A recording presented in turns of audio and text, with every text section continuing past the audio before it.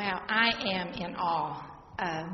And I want to thank Jerry for being such a great opening act for me last night. I appreciate so much his message and the more or less tribute he gave to the Al-Anon program. And I feel humbled and blessed to be a part of your fellowship this morning. My name is Stephanie, and I'm a grateful member of Al-Anon. Hi, everybody. And a long time ago I said something about my sobriety date and somebody said to me, how can you Al-Anons have a sobriety date? You slip every day. And that's the truth. What my sponsor explained to me was that on July the 24th of 1985, I made a commitment to work the Al-Anon program to the best of my ability. And so I love the way these ladies gave their anniversary date. We keep showing up and doing what's been asked or suggested. I love that word, suggested, don't you? This is suggested. Do it or you'll die. That's how I feel like everything. Now, this is just a suggestion, Yeah, right. And I need to thank Dick. I saw him about a year and a half ago, and he invited me here and thanked the committee. I have two beautiful baskets in my room, and I appreciate that. I just appreciate somebody asking me one more time to be able to be a part of the fellowship. I have my little home group. It's the Monday night ODAT family group in Marble Falls, Texas. I live in Granite Shoals. This is a town of 2,000 people. We have almost that many registered this weekend. So when I get to be a part of this larger fellowship, I am humbled and very grateful. And then God put this little angel in my life, and her name is Lisa. And she started calling, and at first it was kind of like my name is Lisa, and I'm going to be your hostess. And then I got a birthday card, and then I got a Christmas card, and then she'd call just to see how I was doing. What a beautiful hostess she has been, and I appreciate you. Thank you.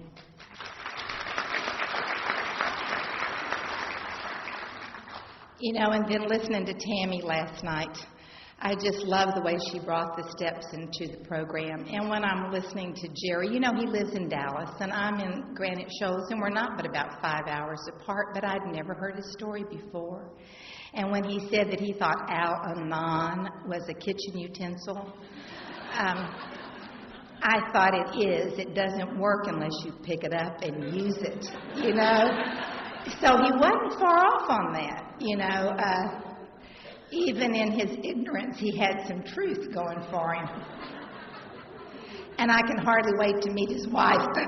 I told Jerry this morning that my sponsor and I every morning get up and say, this is the day the Lord has made. Let us rejoice and be glad in it. And when Dawn and I are in the same place at the same time, we sing it in a closed room. We don't try to offend anybody. Dawn has a beautiful singing voice. I, on the other hand, have been told I can't sing. Thank you very much. So, our literature suggests that I share with you in a general way how sick I was. That's going to be real easy. How well I am, and then what helped me to get well, with the emphasis being on what helped me to get well. And that's what I would like to do with you this morning. I was born in Midland, Texas on December the 24th, 1944. Now, that should tell you just a whole lot right there. I am a Christmas Eve baby, so it was always Jesus and me are going to celebrate our birthday. And I felt so special. And that was that distorted view of reality that I carried with me all of my life. And either I felt less than or I felt greater than. And this past December the 24th, I turned 60. And I am so excited. As soon as I turned 59, I started saying, I'm almost 60. I'm almost 60. And my daughter would say, Mama, why are you saying that? And I said, 59's a little dull. 60 sounds so classy, And now that I am there, I am just plain grateful to be alive. I am truly just grateful to be alive. So I'm excited about that. I was born into a Catholic Italian family. That tells you a lot right there. I am the oldest of 3 children. Shortly after I was born, our family moved to San Antonio, Texas, and that's where I grew up. When I was doing a 4-step, I needed to go back and look at my family of origin because I would have told you that we were perfect. I would have told you we had a loving family, that, I don't know how I ever ended up marrying an alcoholic because I came from a very healthy, normal family. And I was stunned when I did the 4-step to find out that that's just not true. My daddy was a workaholic. My parents were social drinkers.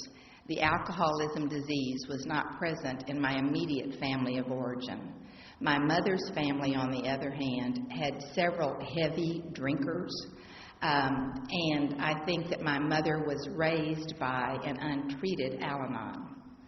And I need to tell you that my sponsor pointed out to me that, when people say all the time, oh, she's an Al-Anon, and they say it kind of like, she's sick and she doesn't know what she's doing. Well, that's an untreated Al-Anon. If you are in Al-Anon, that means you go to meetings, you get a sponsor, you work the steps, you read the literature. So my mother was raised by an untreated Al-Anon. Her daddy was a bootlegger. And then my mother is an untreated Al-Anon. So I was raised in a family with a workaholic and an untreated Al-Anon. We had some beliefs growing up. One of them was, if you did good, you got good. So I believed that I needed to do good or I was, doomed. I grew up in fear. I don't know if it was the Catholic Church, I don't know if it was my parents, or if it was just something I created in my own little brain, but I believed that if I made a mistake or if I did something wrong, terrible things were going to happen to me. So I grew up in fear. I was scared to death to make a mistake.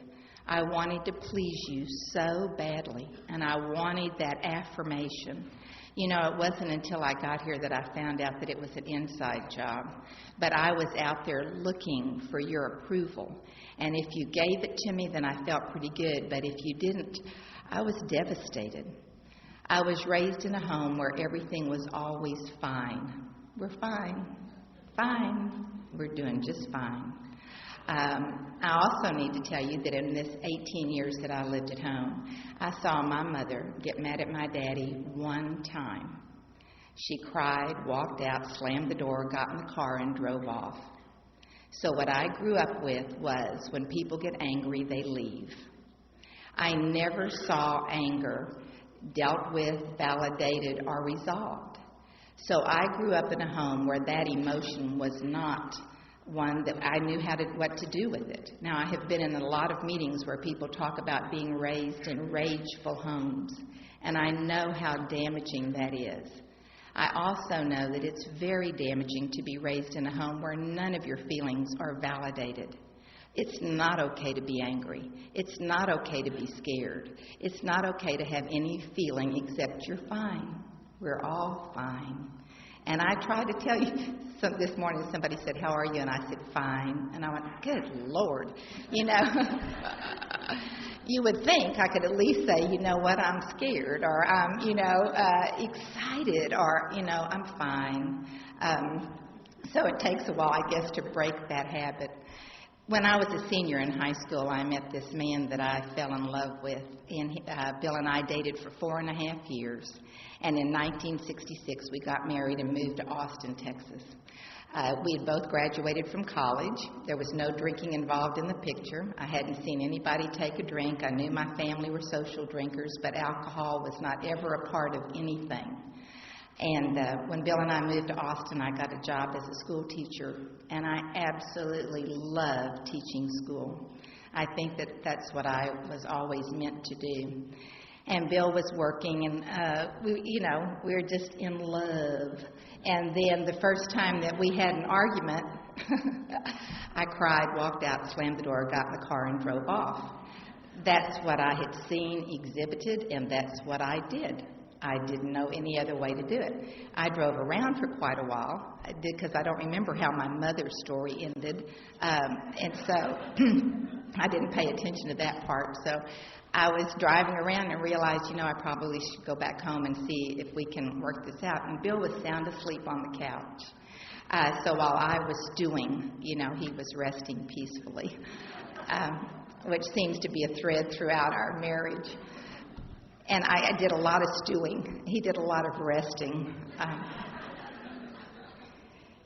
But after we had been married for about 3 years, I became pregnant. And, I was so grateful to be pregnant. I wanted to be a mommy. And, everybody's excited. It's going to be the first grandbaby. We're just thrilled to death with this. And this is in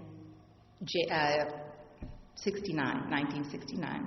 And in July of 69, my cousins in San Antonio were having a wedding. And so Bill and I left Austin, drove down to San Antonio, which was about an hour and a half drive. It was a Saturday morning wedding. And it's an Italian Catholic wedding. The wedding was beautiful. The reception was wonderful. Champagne's flowing everywhere. We're having a grand time. I'm so glad. They're so glad I'm pregnant. We're just thrilled to death. And after the reception, we all leave and go to the airport because my cousin and his wife are going to fly to Hawaii for their honeymoon. And while we're at the airport, I have people coming up to me saying, "Stephanie, your husband is just delightful. I have really enjoyed visiting with Bill today." And I'm thinking, my husband? Now, I know he's got a great sense of humor, and I love being with him. But Bill was raised an only child by a single mom. These Italian gatherings were not something that he enjoyed doing. He came with me just because he wanted to be supportive. And so somebody else would come up and say, "Bill's kept us in stitches. We have really enjoyed him. I'm so glad we are finally getting to know him better." And I'm thinking, you know what? Maybe he's getting with the program. This is going good. And a few minutes later, Bill comes up and whispers in my ear and says, "I'll be back in just a minute." And I said, "Okay." So we stand there, and the newlyweds get on the airplane, and, we wave goodbye, and everybody gets ready to leave the airport, and we can't find Bill. And so we page him, and we walk up and down the corridors, and we can't find Bill. We go out to the car. He's not there. My brother-in-law found him, and he was passed out in the John. So apparently the champagne he had been drinking. And so we had to get the airport attendant to take the door off the hinges. And we got a wheelchair. And we pulled up Butler's breeches and, put them on him and sat him in the wheelchair. And, now I'm 8 months pregnant, mind you. And so my brother-in-law says, "I'll push the wheelchair." I said, "No, he's my husband. I can push the wheelchair." So I'm pushing his wheelchair down the corridors, and Butler's sliding out, and we're pushing him back up again. And my mother starts to say, "I cannot believe my son-in-law is drunk." I said, "Mama, he's not drunk. He's just sick." He slides out, we push him back up, and my mother is, "I cannot believe that man would get drunk at a wedding reception." "Mama, he's not drunk. He's just sick. Bless his heart." Anytime you hear me say, "Bless their heart," I am having an Al-Anon slip. And the reason I'm telling you this story is because 19 years later, I was pretty sure that Bill Butler had a brain tumor. And so I went to a psychiatrist and said, "You know what, I'm pretty sure this man's got a brain tumor." I said, "I want you to operate on him, take that sucker out, and let us get on with the rest of our lives." That denial got put in place in July of 1969. He's not drunk. He's just sick. Bless his little heart. And that's what I carried with me. He's not drunk. He's just had a bad day. Things are just tough. Now, during Bill's job, he had been traveling some, and he'd call and say, "We had happy hour. We had a really good time," or "I had a couple of drinks on the airplane. I'm feeling pretty good." And, and then the beer started to show up in the refrigerator on weekends, and then a beer turned into a six-pack, and a six-pack turned into a bottle of whiskey, and I'm paying attention to this. I want you to know there's not a lot that gets past me. In August of 69, the most beautiful little baby you ever saw was born. Her name is Laura Janice, and I am thrilled to death. I've gotten to teach Bill's working, and I get to stay home and be a mommy. And I am thrilled with this baby. And 21 months later, we have our son, Wes. Now the picture is certainly perfect. I have had my profession. I'm a stay-at-home mom. I have a healthy daughter and son, thank you, God. And everything looks really good on the outside. I have got the sign in our front yard that says, "We are fine, thank you very much." Now, Bill's drinking is escalating, mind you. And I have decided to try and get that hole on my inside because, you know, my idea of love is enmeshment. And so if Bill went fishing, we all went fishing. And if Bill went hunting, we all went hunting. And I just thought that if you loved somebody, you just kind of clung on to them. And yet, as much as I would do that, I still didn't get that inside filled up. I was looking for the outside to take care of the inside, and it just wasn't working. I was also looking at you, and you were so put together, and I felt so less than, and I kept doing that comparison. So I became a PTA president. I was a Brownie Scout leader. I was a soccer mom. I was volunteering everything I could think of just to take care so that I could get that pat on the back, and I would feel okay about being who I am. And it just was not happening, but I sure was trying hard. And I need to tell you, when Jerry talked last night about responsibility and irresponsibility, I don't know about irresponsibility, but I know about responsibility. And I need to tell you this little story. We had a border collie puppy, and beautiful dog, and she got pregnant, and we are about to have a litter of puppies. This has never happened in our family before, so it is a big deal. So I decided that, it was getting close to her delivery date, and I wanted this puppy to just look cute and pretty, and so I shampooed her.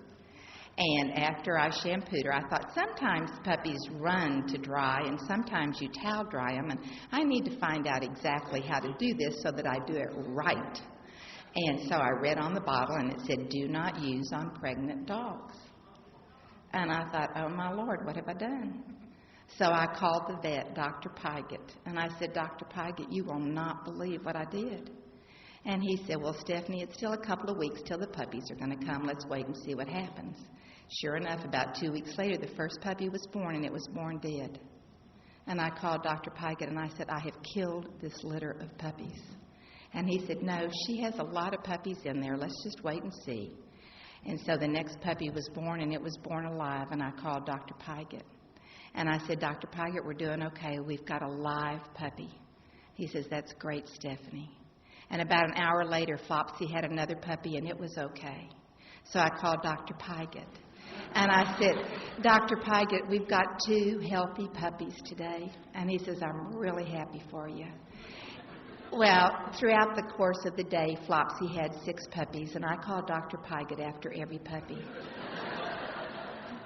The 7th puppy was born, and it had trouble breathing. It was a little tiny thing, and I called Dr. Pygott, and I said, "Dr. Pygott, I've got this little puppy, and I think it might be the last one, but I don't know if it's going to make it." And he said, "Do you have any whiskey in your house?" "Yes." He says, "Well, you take some whiskey, and you put it on the end of a teaspoon, and you put that in the puppy's mouth, and you kind of massage it down the puppy's throat. It will break up the phlegm, and I think that puppy will be okay." I said, "Okay, I think I can do it." And he said, "And then, Stephanie, I want you to sit down and drink the rest of that bottle."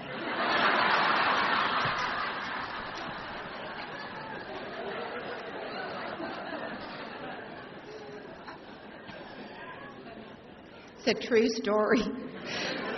And I want you to know, if I could have, I would have.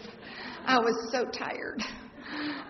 Not just from the delivery of those puppies and the worry and but from trying to keep all the balls in the air. I was responsible for everything and everybody. I was responsible for your happiness. If the kids did good in school, then I was a good mom. If anything went wrong, oh my Lord, what have I done wrong? My daughter one time said to me not too long ago, "Mama, everything's not about you." But I want you to know that before Al-Anon, and even into Al, I thought it was all about me. It was my job, And so I was tired, and I felt the responsibility of everything and everybody. In 1985, our daughter had to have jaw surgery. And she was beautiful if you looked at her from the front, but she had a very protruding chin. And sometimes she has a beautiful voice also. And sometimes when she was singing in the choir, her mouth would just lock open. So they needed to go in and break her jawbone and scoot that jawbone back and then wire her mouth shut. We really liked that part. Because so that she would be able to chew normally and open her mouth and sing and everything. And so this is in February of 1985, and I have Laura at the hospital. It's major surgery for our daughter. And I look around that hospital room, and my husband is not there. Now I'm starting to pay attention. I've been watching the drinks. I've been counting them. I have been sharing with him how concerned I am. And I realize, I hear in open AA meetings all the time about that moment of clarity. This was a moment of clarity for me when I looked around and I thought, I am doing this marriage and this family all by myself. There is no butler. There is no Bill. And at that moment, I started really watching what was going on in our family. And our daughter was doing a lot of acting out. And our son was just like his mom. He was trying to get all of his feelings validated from the outside in. He was playing soccer and baseball and football. And, we were doing all this, and I was so tired. I was tired. And then I got scared because I was watching Bill's body just puff up. It was as if the alcohol had gone into the tissues of his body, and he was just puffy. And he was coming home saying things like, "What's for dinner?" And I would tell him, and 5 minutes later he'd come in and say, "What's for dinner?" That's when I thought he had the brain tumor. And I knew he was drinking. Now, he always drank at home, but he also carried a bottle of liquor in his pickup truck in a paper sack behind the seat. So at night when he would go in and take a shower, I would get my little flashlight. And I would go out to the pickup truck and I would scoot that seat forward and I would pick up that bottle of vodka and I would look at it. And if the level in the bottle was high, I thought, oh, he hasn't had much to drink today. So I would go in and be very loving and kind and caring. And then the next night, when he's in the shower, I'd tiptoe outside, take my little flashlight, hold it up. The bottle up, I'm sullen, withdrawn, quiet, because the level was down. After I got into Al-Anon, and y'all mentioned insanity in step 2, I thought, how many people do I know that let their emotional stability be decided by the level of a liquid in a bottle? I don't think sane people do that. But I was doing that. I was watching him, and I was paying attention, and I was tired, and I was crying all the time. And I knew it was alcohol. I knew that if I could get him to stop drinking, that we would all be just fine. And so in July of 1985, I said to him, I love you too much. I can't do this anymore. You either need to leave or get sober. And of course, if you had to live with you, you'd drink too. And after I got into Al-Anon, I thought, yeah, I would have. But at the time, it was like, I don't care. We just can't do this anymore. I've got these 2 children who Laura's acting out. She's breaking every rule that was ever written. And Wesley's just this people pleaser who has anger tucked inside. I can remember saying to him, Wes, I need you to take out the trash. And he would just slam that door. And when he would come back in, I'd say, there's no need to be angry. I did to him exactly what had been done to me. It's not okay to feel the way you feel and be who you are. After Al-Anon, I wish I had just said to him, I can see that you're angry, and I need for you to take out the trash. Just validate the feeling. I never did that for my children. And so I'm watching their behavior, and I'm watching Bill's drinking, and I just can't do it anymore. And he left. And on July the 24th of 85, this very fine man called me, and he said, I understand you kicked Butler out. I said, no, I just can't live with him drinking anymore. And he said, well, I've got a meeting that I go to, and I was wondering if you'd like to go. And so he said, I am a sober member of Alcoholics Anonymous, and I'd like to take you to an Al-Anon meeting. And I went to my first meeting.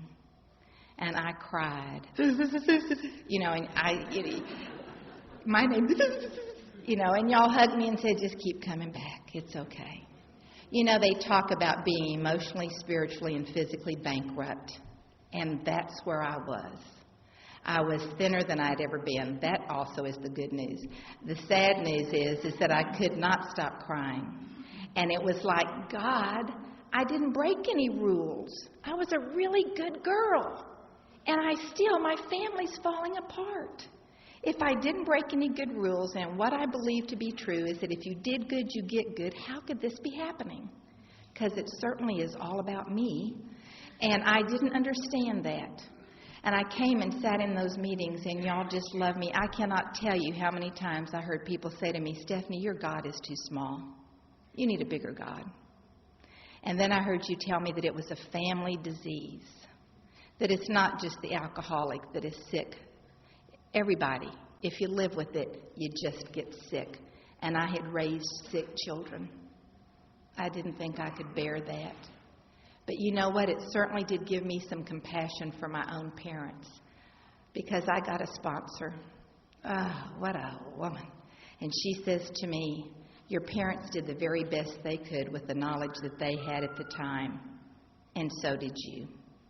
If somebody had said to me, this is how you raise children in an alcoholic home so that they are not affected by this disease, I would have read that book.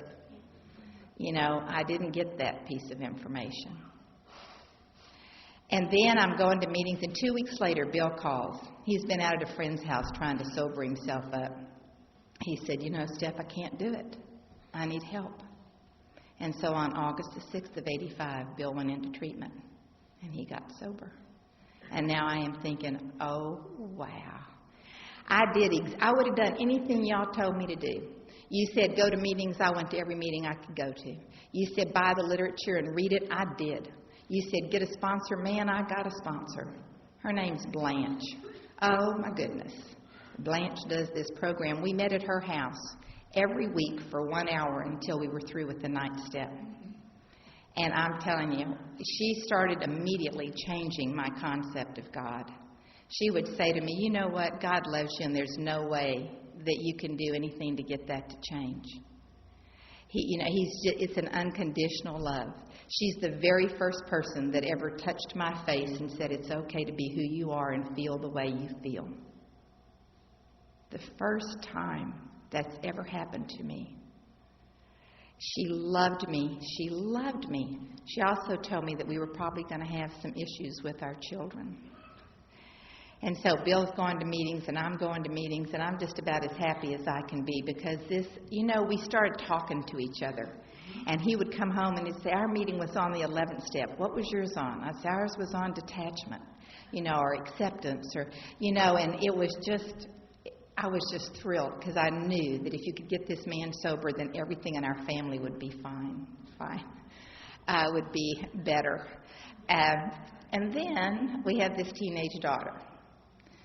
And Laura has decided that she didn't like living with a drunk daddy, but she really doesn't like living with a sober daddy. And she is breaking rules all over the place. So we took her to a psychologist, and we said, fix her. There's something terribly wrong with this child. And so he met with Bill, and then he met with me, and then he met with Laura. And then he brought the three of us back together again, and he said, I need to tell you that of the three of you, Laura is the healthiest. And our daughter's going, yes. And he said, you cry all the time. You have been drinking your feelings away. Your daughter is the only one that is dealing with her feelings.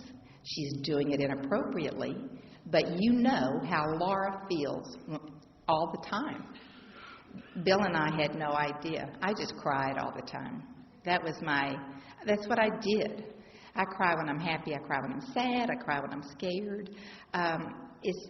That's just what I do. And Bill had been drinking all these years. So we're thinking, we need to get this kid into some Alateen. Well, she did not want to go, of course. And so we bribed her. We paid her $5 to go to an Alateen meeting. My sponsor said, whatever works. You know, so we said, go to an Alateen meeting, here's $5. She went to the meeting, she came home, she said, I'm chairing the meeting next week and I need to bring brownies. Wow. Okay. Well, so Bill and he's sober about a year and a half. I am too. Things are going pretty good, except Laura's just getting a little bit farther out there. She's a senior in high school. She's got 2 months till she graduates. She's doing pretty good, and we're feeling pretty good about everything. And then she breaks some rule. I don't know. She stayed out too late or something, and so we grounded her. Well, during the grounding, the University of Texas is playing a baseball game, and Laura loves baseball. And she said, Mom, can I go to the game this afternoon? And so Bill and I talked about it. We said, yeah, you can go to the game, but you need to be home by 6 o'clock. She said, okay. So this is a Sunday afternoon. 6 o'clock comes, and Laura does not show up. She doesn't come home Sunday evening. She doesn't come home Monday. Monday evening, I'm at an Al-Anon meeting going, oh, what do I do? And y'all said to me, what would you be doing if this weren't happening? And I said, you don't understand. We need to find Laura. I said, she's got 2 months till she graduates from high school, and we've got to get this kid out of school. After that, I don't care, but we're going to get her to graduate. And that y'all said to me, no, you can't go get her. You can't, what would you be doing? And I said, well, there's a stack of dishes. We'll go home and wash your dishes. Just wait and see what happens. Well, Bill's meeting with his sponsor. I have been teaching. I've gone back into teaching once the kids got a little bit older. And so I'm going to school in the morning, and then I run over to Blanche's house in the afternoon. Then I go to an Al-Anon meeting in the evenings. We're trying to figure out what are we going to do. Our daughter doesn't come home Sunday or Monday or Tuesday. And then Wednesday afternoon, I'm getting in the car after school. And this is another moment of clarity for me. The voice said to me, if what you're doing isn't working, try something different. And I thought, I have been trying to love this kid well. I've been trying to take really good care of her. Because it's like Billy said today, we just kind of feel like love's going to take care of it all. And I've been trying to love her and make excuses and be sure, I was so afraid of anger growing up, and she came out angry. Her middle name is Anger, and she'll tell you that. She will tell you, I do anger better. She does anger better than anybody that I know of. And so I had been afraid of her anger, and I had not held her responsible. I did not teach her that if you make a choice, there are consequences for your choices. I never said those words to her. So Friday afternoon, phone rings, and it's Laura. Mom, listen, I'm going to come home this afternoon, but there's a thing on TV that I want to see, and I'm not going to be there in time, so would you please tape that for me? As if nothing had happened. And I said to her, Laura, I love you, and you can't come home. She said, what? And I said, I love you, and you can't come home. And I was as peaceful then as I am now. And that's not who I am. That is a loving God doing for me what I could not do for myself. Well, you can imagine the response on the other end of the phone. And I said, just know that I love you. And I hung up the phone. And I just stood there, and I thought, wow. She's 17 years old. She's got 2 months till she graduates, and I'm telling her she can't come home. Took a deep breath. Bill walks in the door, and I said, Bill, guess what I did? And he said, what? And I said, I just talked to Laura. And he said, where is she? And I said, well, I don't know. But I just told her she can't come home. And he said, why would you do that? He hadn't been to any Al-Anon meeting.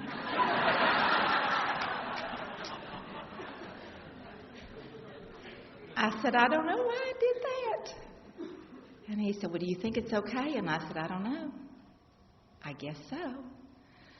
So we went to an open AA meeting that night, and I'm just praying, I'd called Blanche, and Blanche had said things to me like, did you know that God loves your daughter more than you do? And I thought, oh, that just can't be true. And they'd say to me, come on. So Saturday morning, I wake up at 5 o'clock in the morning, scared to death. Oh, my God, what have I done? You know, I told her she couldn't come home. Where is she? And is she going to be okay? And what's she going to do? And we need to get her through high school. And, you know, and I went to an Al-Anon meeting, and I was just about like this, you know, and somebody took my hand, and they said, Stephanie, it's okay. You're going to be all right. You know, did you know you can go ahead and have a good day anyway? And I said, I don't think so. I don't know what I've done to this daughter of ours. But I'll tell you what I did do. I started praying. God and you, Blanche and you had given me a God that I knew I could count on. And I knew He was big. Y'all would say to me, if you're having trouble with your higher power, borrow mine. He's doing miracle things in my life. And I was going with what you told me because I was watching it happen in your life, and I needed to see it happen in mine too. So Laura was out on the streets for a month, and I didn't know what we were going to do. I'd just been praying.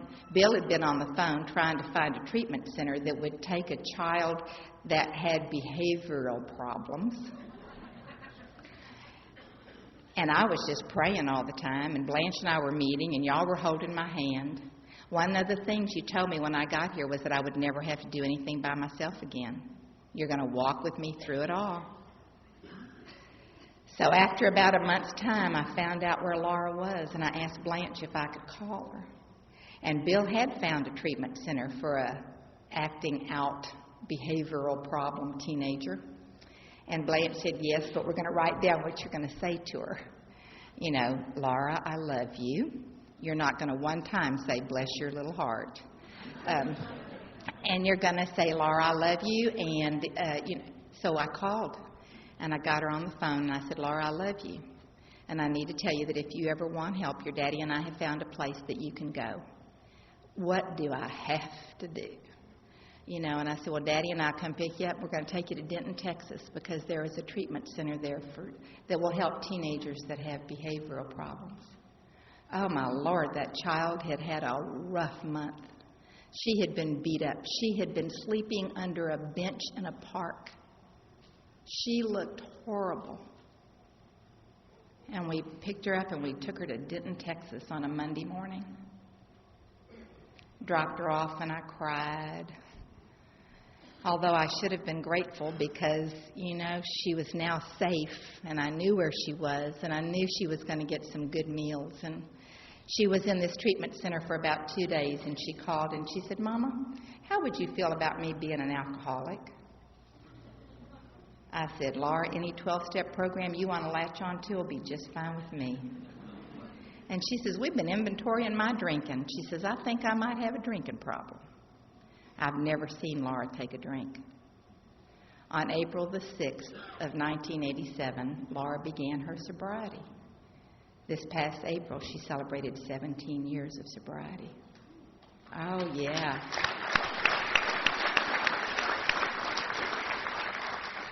After she had been in that treatment center for a month, then we went up there for family week. You know how they do. And the counselor said, your daughter has a little problem with anger. Yeah. And she said, and I don't think she's ready to come home yet, so we have found a halfway house for Laura.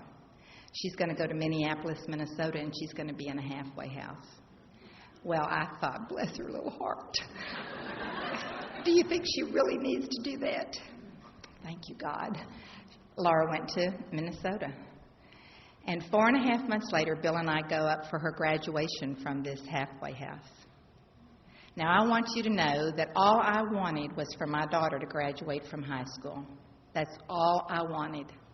God said, let's let her graduate by correspondence while she's at this halfway house, and let's give her a 12-step program to live the rest of her life by. I would have cut it short. So now Laura's sober. Bill and I are going to meetings. I can't believe the miracles. I even called Blanche one time and I said, Blanche, do you think we've used up all our miracles? How many does every family get? You know, because this feels really good right now. And Laura came back home. She got a job. She had graduated. Oh, it was wonderful. And now Wes is ready to graduate from high school.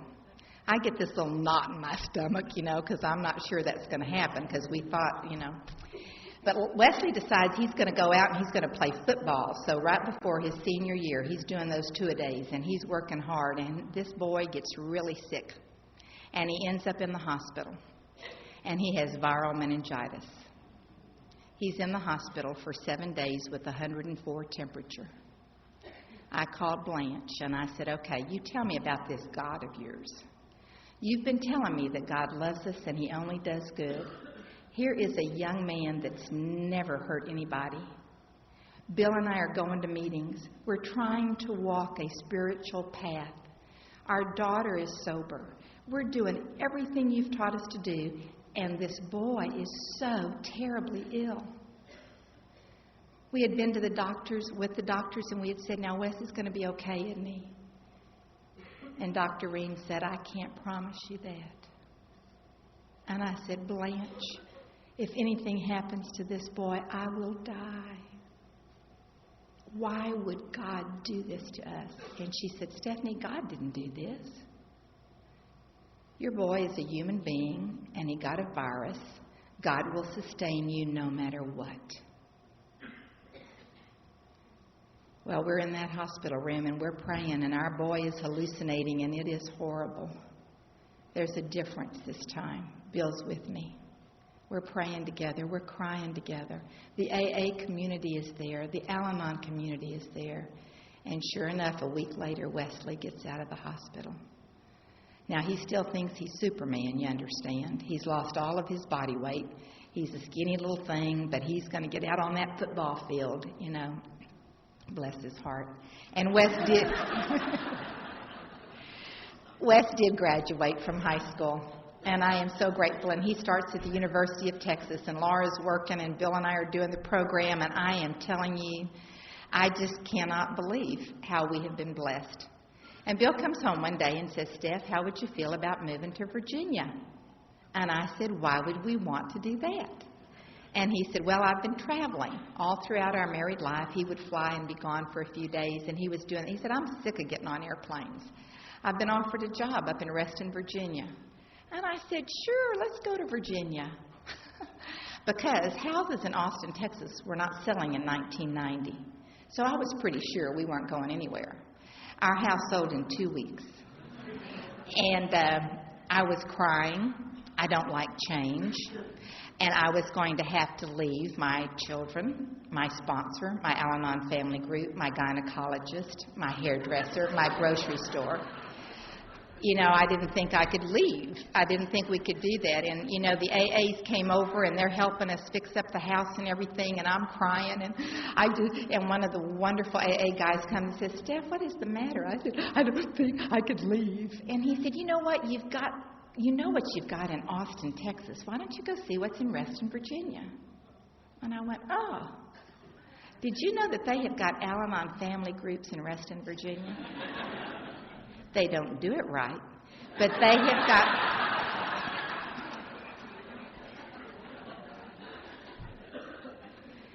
There was a loving fellowship that greeted Bill and I when we showed up there. And I was so grateful to be there. And we had a wonderful time. And Blanche had been my sponsor, and she said, now, Stephanie, you're going to need an eye-to-eye sponsor, so you need to look around and find somebody. And sure enough, I got another gal. Blanche said, we're never going to separate, but you need somebody that you can sit eye-to-eye with. And so we had been up there for a while, and we get a phone call from Laura. And she says, Mom, guess what? And I said, what? And she said, we found Wesley last night. And I said, found him? She said, yeah, he's passed out in his apartment. I said, no, not Wes. I said, he saw his daddy nearly die from alcoholism. He saw his sister get kicked out of the house. This boy's not going to drink. Well, Mom, he was passed out. We had to sober him up. We had to get him under the shower. We had to pour coffee in him. And guess what? I took him to his first AA meeting today. And I said, you did? Well, I've never seen Wesley take a drink. Yes. So this past January, Wesley celebrated 14 years of sobriety.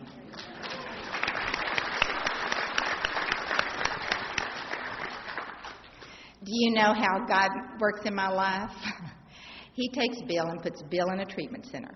He takes Laura and puts her in Minneapolis, Minnesota. He takes Bill and I to Virginia so that Wes can sober up in Texas. This thing in Al-Anon that we talk about, detachment, I do it really well. You just have to move me thousands of miles away.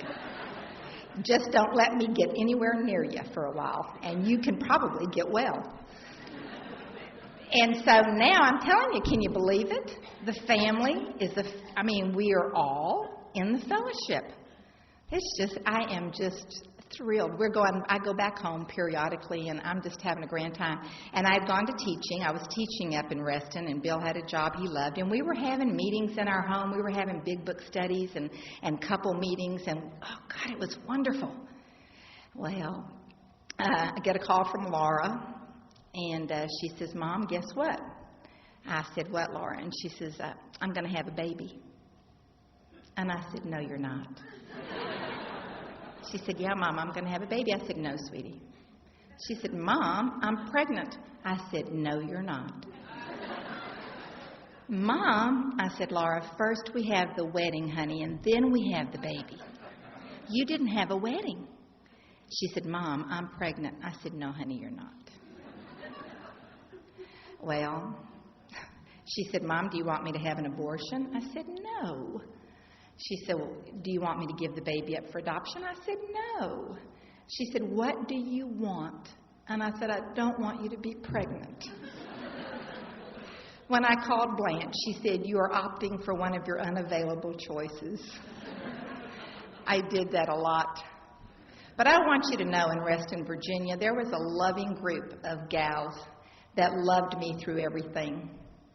Joanne was there. Joanne met me at the airport yesterday. I have been loved through all this, but I kept it a secret. See, I didn't tell very many people that we were going to have a baby and we hadn't been married. Laura had 5 years of sobriety. Had y'all not taught her anything? I was through. It was your responsibility now. Well, it was a sober member of AA that she had been dating for a while, and so they just weren't going to get married. And so one of our dear friends, Rita, was at our house for a meeting one night, and I said, Rita, I need to tell you something. She said, what? And I said, Laura's going to have a baby. She went, oh. I said, Rita, it is terrible. She said, why? I said, because she didn't get married. She said, Stephanie, wouldn't it be better instead of saying it's terrible if you just said it's what is? It's just what is. She was my first example in acceptance on a real deep level. On June the 6th of 1992, the most beautiful baby girl you have ever seen was born. I get goosebumps right now thinking about it. God bumps. Her name is Stephanie Grace. She is a joy. Bill's there sober. I'm there. I wasn't sane, but I was there. Wes is sober. The AA community was there. We didn't need to have a marriage license. We had a beautiful baby. And I am thrilled to death. She's been going to AA meetings since before she was born. Today she's 12 years old, but I need to tell you that when she was in second grade, the teacher had all the kids in that classroom introduce themselves.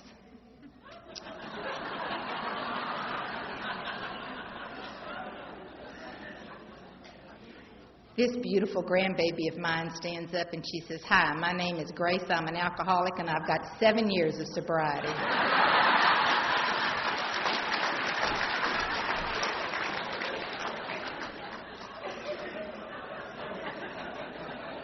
She had been going to AA meetings since before she was born. That's all she had ever heard. When you introduced yourself, you said, hi, my name is, and the teacher goes, what? And Grace has her mama's attitude, 7. She says, did you hear what I said?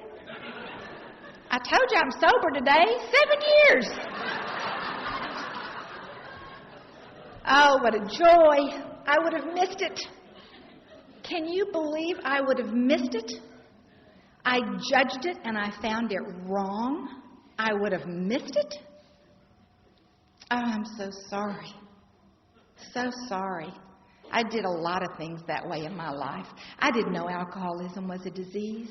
When Bill was drinking, I judged him. What's the matter with you, you poor little fella? You know, you have no backbone, no character. Put that drink down. I judged. Oh. Well, Grace is 12 today. Grace does have an attitude. I do want you to know, though, that if anybody calls their house, any of the girls Laura sponsors, Grace says to them, so, you know, my mama's going to ask you, have you written about it? Have you gotten out the 12 and 12? This is my that's all she knows. When she was like 8 years old, she went into the AA group in Austin, and she said, Gerald, I need a sponsor. And I want to buy one of those books over there, too. She is a joy. She also is a challenge. You know, she was raised by, you know, my daughter. And when Laura will call and say, Mother, you won't believe it, I go, yes, I do. Been there, done that. Grace is a joy. I love her with all my heart. I am thrilled to death that we did not miss this. She is the biggest blessing in my life. After Grace is born, I'm flying back home. I get a phone call from my family in San Antonio, and they tell me that my daddy had an abdominal aneurysm that ruptured, and he died instantly. I was stunned. My daddy was 76 years old, and he had been out playing tennis the day before. But you know what? As sad as I was to lose my daddy, I am so grateful that I had worked the steps of the program, because everything was clean between the two of us. I had told him I loved him. Now I have to tell you the part of my story that I always wish we could just kind of skip over. I was telling Walt last night, one of my character defects is that I always wish things were different, you know, in the past. And then, you know what? You can't do anything about that. In 1994, in February of 94, with 8.5 years of sobriety,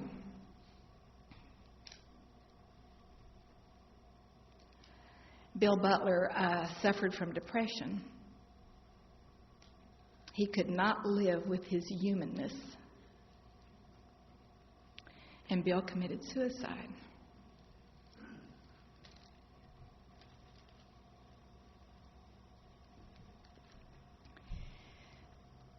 I need to tell you, you need to hear two things from me right now.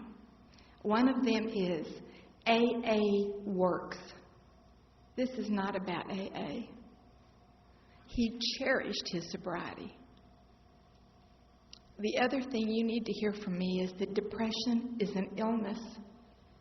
And if it goes untreated, it will kill you. Bill had suffered from depression throughout his life, but he had taken antidepressants, and then he'd get off of them, and then he'd take them, and then he'd get off of them. And he wasn't on any. He was going to meetings. He was sponsoring people. We had been out to dinner and to the grocery store the night before. It wasn't like I saw it coming.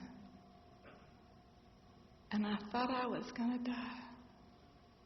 It took every meeting I've ever been to, every hug you've ever given me, every phone call, every piece of literature I've ever read to be able to make it through the next few months.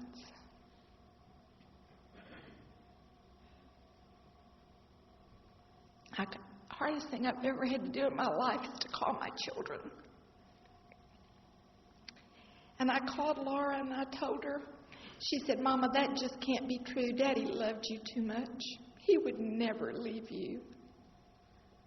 I said, honey, it's not about love. And I called Wes and told him, and he says, Mama, Daddy loved you.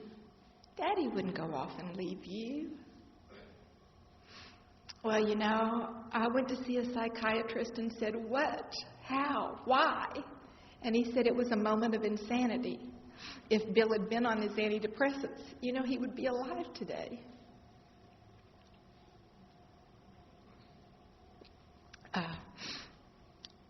The people up in Virginia wanting to have a memorial for him.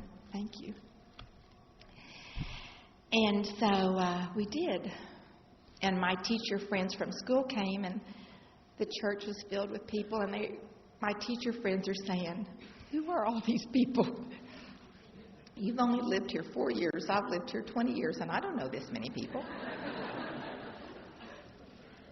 I said, "They're my family."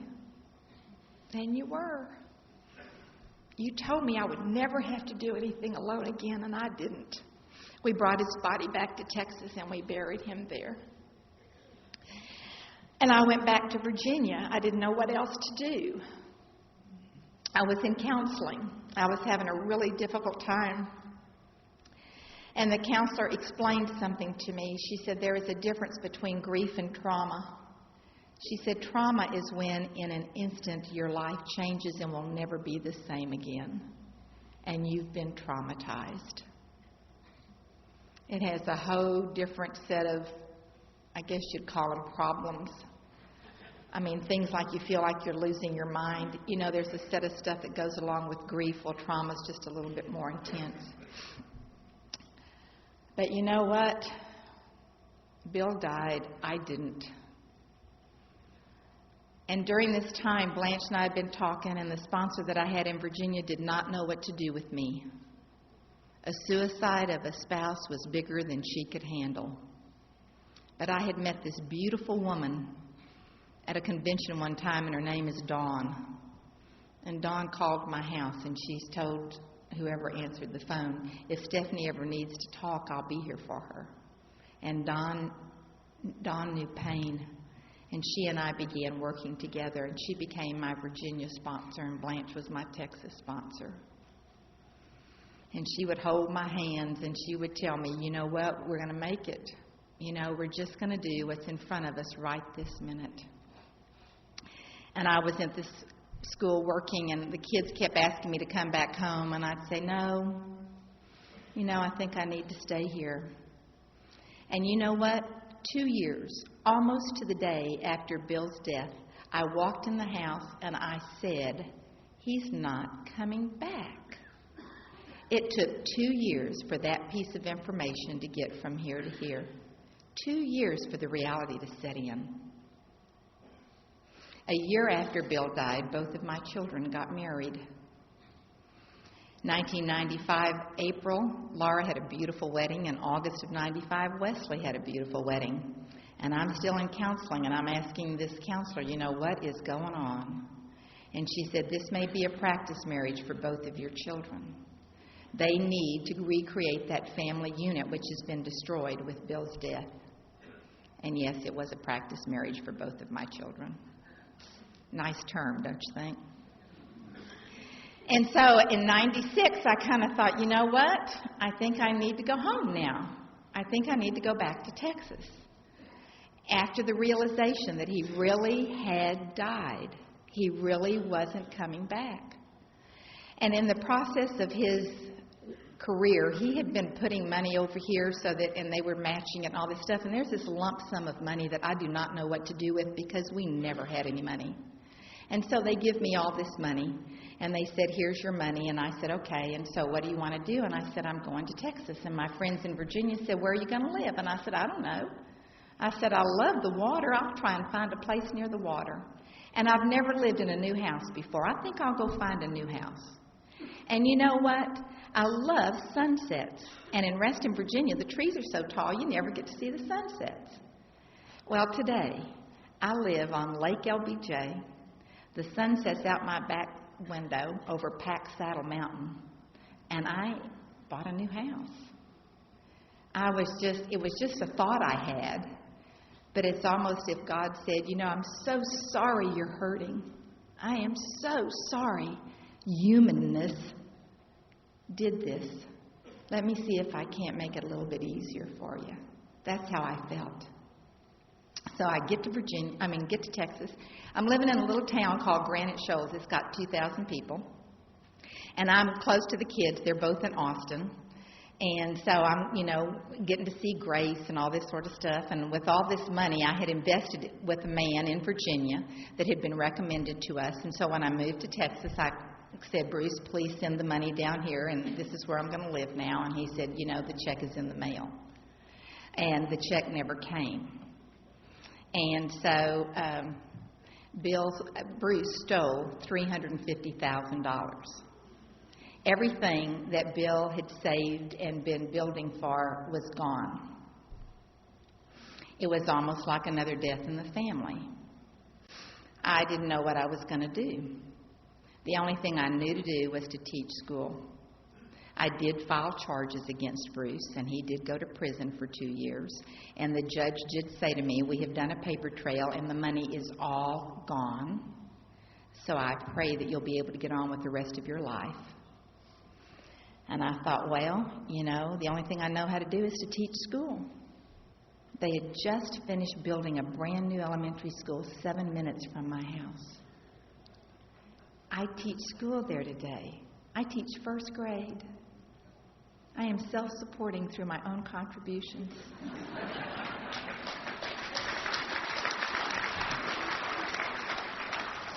But you know what I learned? It's not about money.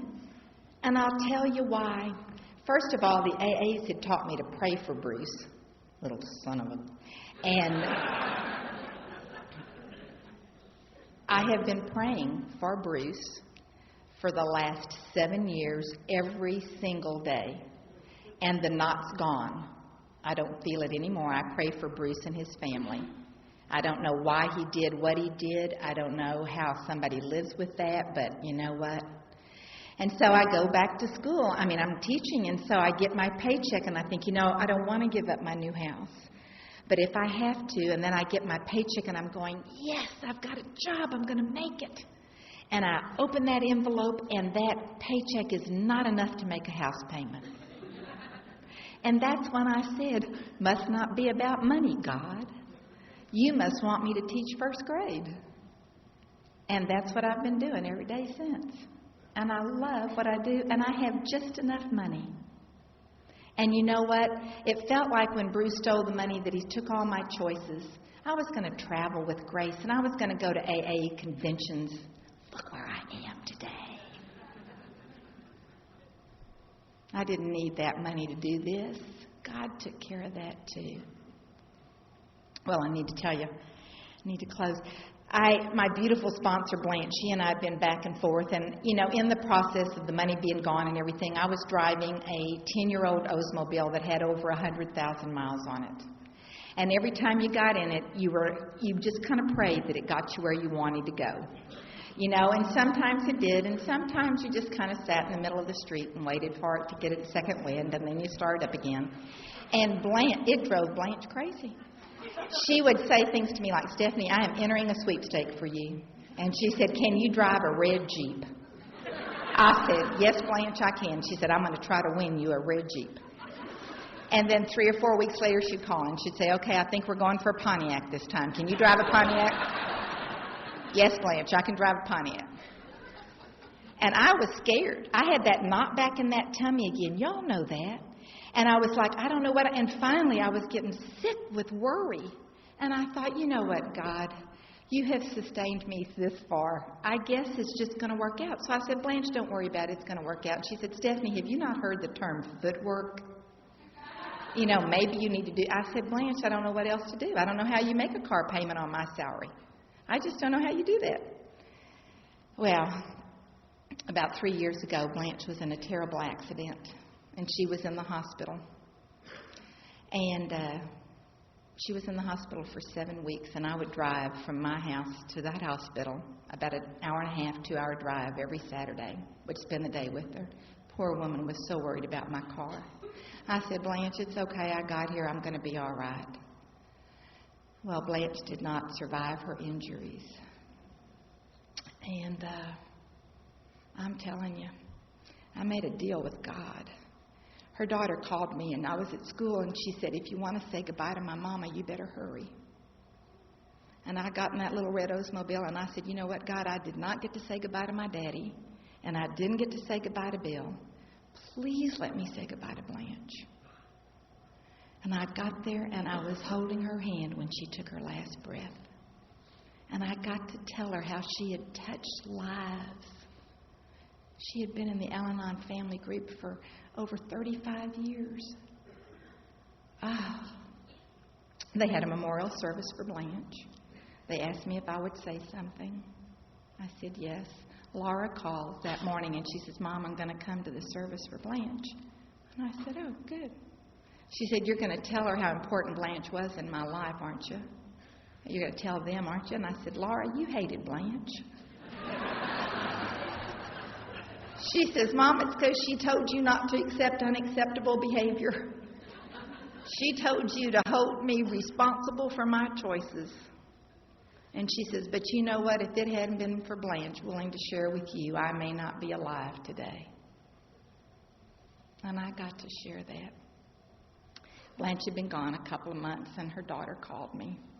And she said, I don't know if you're going to understand this or not, but she said, I had a visit from my mother last night. Okay. And she's really worried about your transportation. I said, can there be any better meetings than where she is? I wish I had said, tell her to go to a meeting. I didn't think that quick. I said, Ellen, I'm fine. It's going to work out. And she said, no. She said, I really do believe that my mother wants you to have her car. And I said, oh, Ellen, I can't accept that. And she says, well, then you're going to have to take it up with Mother and God. She says, because I believe that's what they want to have happen. Blanche was driving a 1999 Cadillac. It's all paid for, and it had 23,000 miles on it. I'm driving that car today. Every time I get in it, I feel hugged. It helps me to remember not to limit God. I just wanted enough money for a car payment. That's all I wanted. And God said, yeah, but you know what? Let's just go ahead and give you a Cadillac. Now, this little town where I'm teaching looks a little peculiar, but I'm trying to do it gracefully. I heard a comedian one time say she used to want to change the world. Now she just wants to leave the room with dignity and grace. I sometimes think that might be my job too. I have learned a lot on this journey, and it's not over. The best may yet be to come. All I know to tell you is that I would pray that you not limit God. He's big. He's really, really big. And if we can make it through what this has been for us, just imagine. I am blessed today. Both of my children have remarried. They are happy. They're content. They're in Austin. Grace is the joy. And I have a loving fellowship that I go to every Monday night that tells me to keep coming back. And my sponsor, Dawn, I'm with her on the phone all the time, and she says to me, are you in present time? And I always say no. And she says, well, if you get there, you can get some gratitude. Well, I want you to know right now, this minute, I am in present time. I see your faces, I feel your love, and I am humbled to be a part of this fellowship. Thank you.